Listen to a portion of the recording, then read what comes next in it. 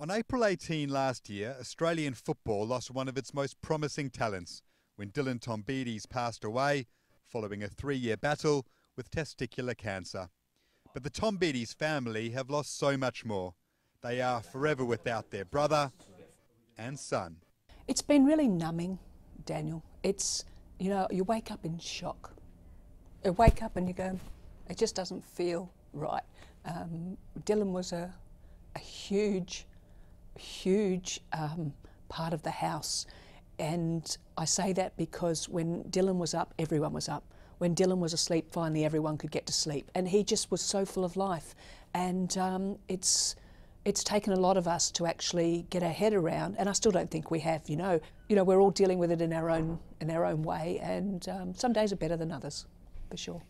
The Tombides boys had a special bond, but Dylan's father Jim and brother Taylor, who held aloft his shirt on Upton Park after he passed, are now having to try and battle on without their closest mate. Very hard, they've lost a brother and they've lost a best friend. They've always done things together, and Dylan would come home from training and say, right, let's go, we're going on the golf course, and it's a big part of their lives that is missing. And I don't think it'll ever be filled. I don't think that void will ever be filled. But while the gap in their lives may always remain, the Tombides family have taken a huge step to preserve Dylan's legacy with the formation of DT38, the Dylan Tombides Foundation, to increase awareness for testicular cancer in young men. From a perspective of being a mother, I couldn't protect my son from something that I didn't know about. And unfortunately, when I did go to try and get help, it wasn't forthcoming then either.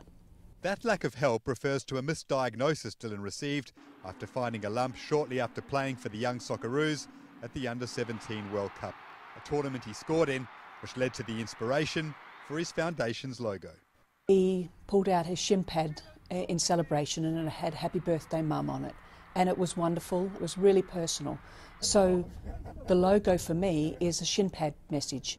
The launch coincides with West Ham's clash with Crystal Palace, the same game that took place days after Dylan Tombides died, with Mila Jedinak scoring the winner. The Australian captain is now a proud ambassador of the charity. I've gotten close to the family now, and they've been fantastic. It's something that, it's very close to me, and something that I'm proud to be a part of. So when Jedinak's Crystal Palace walk out onto this ground, once again it'll be with the name of Dylan Tombides that is being honoured, a player who has had his number 38 shirt retired by this football club, at which he made such a remarkable impression.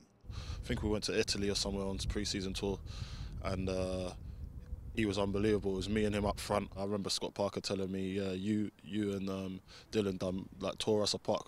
And I think with the character Dylan had, there was no doubt in my mind that he would have been a top player.